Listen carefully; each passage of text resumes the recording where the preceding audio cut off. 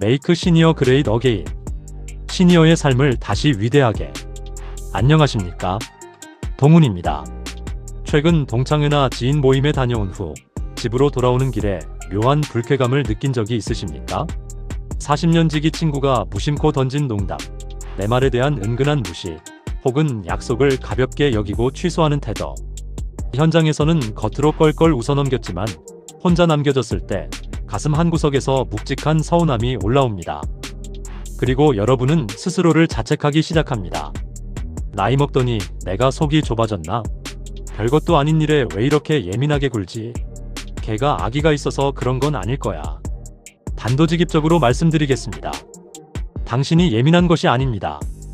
당신의 본능이 상대방이 당신의 가치를 깎아내리고 무시했다는 사회적 팩트를 정확하게 감지한 것뿐입니다. 서운함은 오해에서 비롯되지 않습니다. 그것은 상대가 나를 존중할 것이라는 기대치와 나를 함부로 대하는 상대의 실제 행동 사이에서 발생하는 명백한 데이터의 충돌입니다. 오늘 저는 여러분이 우정이라는 이름으로 포장하며 억지로 끌어안고 있는 인간관계의 끔찍한 민낯을 해부하려 합니다. 서운함을 주고도 미안해하지 않는 인간을 곁에 두는 것은 미덕이 아닙니다. 그것은 고독을 견디지 못해 스스로를 감정 쓰레기통으로 전락시키는 철저한 자학행위입니다. 불편한 진실을 직면할 준비가 되셨습니까?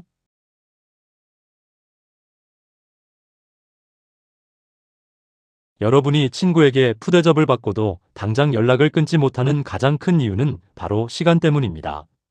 그래도 고등학교 때부터 40년을 만난 친구인데 내가 걔 집안 숟가락 개수까지 다 아는데 한 번 서운하다고 어떻게 연을 끊나. 경제학에서는 이것을 전형적인 매몰 비용의 오류라고 부릅니다. 이미 투자해서 회수할 수 없는 과거의 비용이 아까워서 현재의 막심한 손해를 알면서도 계속 투자를 유지하는 멍청한 행위입니다. 과거에 얼마나 친했는지는 현재의 관계에 아무런 영향을 미치지 못합니다. 10대, 20대 시절 여러분과 그 친구는 사회적 계급이 완벽하게 동일했습니다. 같은 교복을 입고 같이 돈이 없었고 같이 미래를 몰랐습니다.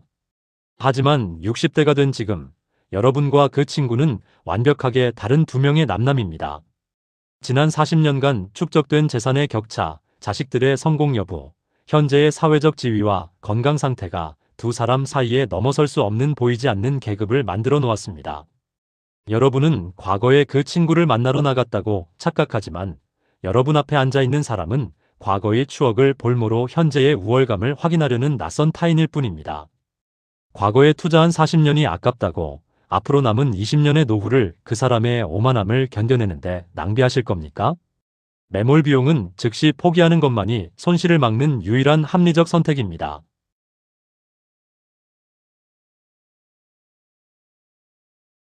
인간관계는 평등하지 않습니다. 철저한 권력 투쟁입니다. 친구가 당신에게 무례한 농담을 던지거나 약속을 가볍게 여기는 이유는 단 하나입니다. 당신에게 그래도 되기 때문입니다. 인간은 동물입니다. 본능적으로 상대방의 가치와 자신이 행사할 수 있는 권력의 크기를 계산합니다. 그 친구가 과연 자신보다 돈이 압도적으로 많거나 자신에게 큰 이익을 줄 수 있는 사람 앞에서도 똑같이 무례하게 굴겠습니까? 절대 그렇지 않습니다. 철저하게 예의를 갖추고 선을 지킬 것입니다. 당신에게 서운한 대접을 했다는 것은 상대방의 머릿속 대차대조표에서 당신의 가치가 이미 자신보다 아래로 매겨졌다는 뜻입니다. 더 끔찍한 사실은 여러분이 그 서운함을 참고 웃어넘기는 순간 상대방의 계산이 정확히 맞았음을 스스로 증명해버린다는 것입니다. 아, 이 녀석한테는 이 정도 선을 넘어도 화를 내지 못하는구나. 나를 잃는 것을 두려워하는구나. 이 오만한 확신이 한 번 자리 잡으면 무례함은 실수가 아니라 반복되는 패턴이 됩니다. 푸대접은 상대방의 실수나 성격 결함이 아닙니다. 당신이 상대방에게 제공한 권력의 결과물입니다.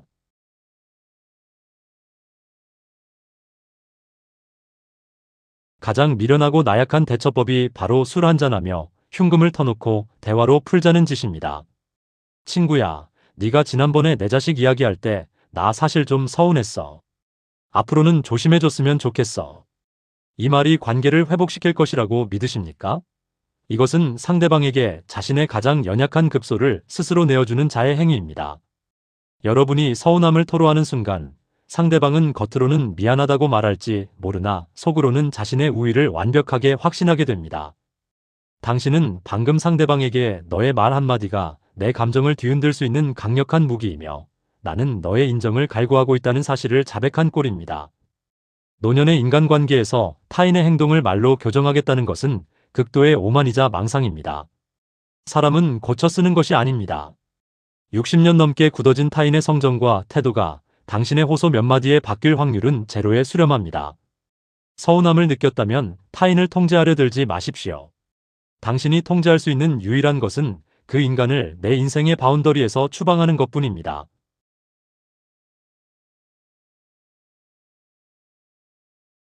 일본 교토에 사는 제 친구 주는 일본 노년층 사이에 퍼진 단샤리의 철저한 신봉자입니다.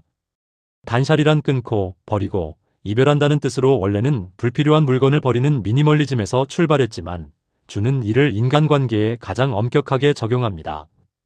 동훈상, 나이 60이 넘어서 누군가에게 내 감정을 설명하고 이해시키려는 것만큼 에너지 낭비가 없어.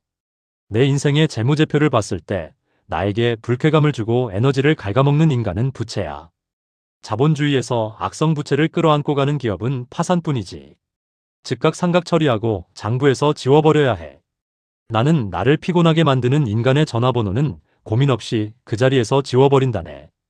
그게 나 스스로의 존엄을 지키는 가장 싸고 확실한 방법이니까. 준의 철학은 차갑지만 완벽하게 옳습니다. 노년의 체력과 감정 에너지는 한정된 자원입니다. 나를 존중하지 않는 인간의 비위를 맞추고 그 인간의 무례함을 해석하느라 밤잠을 설치는 것은 끔찍한 자원 낭비입니다. 유통기한이 10년 지난 최고급 통조림을 예전에 비싸게 샀다는 이유만으로 억지로 씹어 삼키실 겁니까? 배탈이 나기 전에 쓰레기통에 쳐넣는 것이 이치입니다.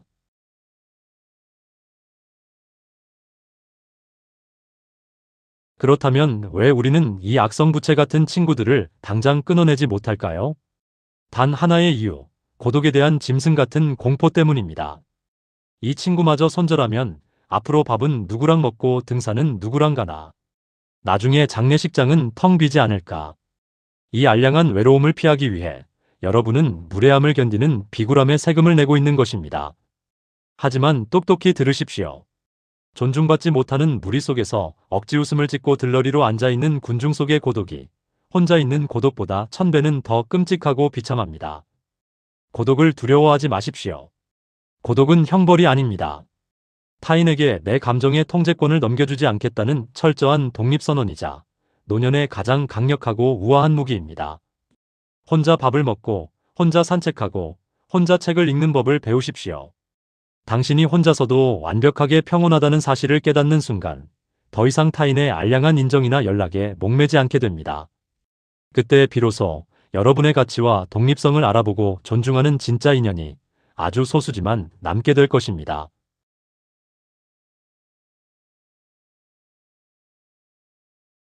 결론을 맺겠습니다. 친구가 당신에게 서운함을 주었습니까? 은근히 당신을 깔아뭉개거나 약속을 우습게 여겼습니까? 그렇다면 원인을 분석하거나 오해를 풀려고 시도하지 마십시오. 그것은 오해가 아니라 그 인간이 당신을 대하는 정확한 현주소입니다. 지금 당장 휴대폰을 꺼내십시오. 대화 목록을 삭제하고 전화번호를 차단하십시오. 아무런 통보도 이유도 설명할 필요가 없습니다. 그저 침묵으로 그를 당신의 남은 20년 인생에서 영원히 퇴장시키십시오. 과거의 40년 매몰 비용을 버리는 고통이 앞으로 남은 20년 동안 혹으로 취급당하는 수치심보다 훨씬 가볍습니다. 메이크 시니어 그레이트 어게인. 당신의 존엄은 과거의 우정 속에 있지 않습니다. 당신의 존엄은 타인의 무례함을 즉각적으로 끊어내는 차가운 결단력 속에 있습니다. 지금까지 감상적인 위로 대신 냉혹한 인간 본성을 직면하게 만드는 메이크 시니어 그레이트 어게인의 동훈이었습니다.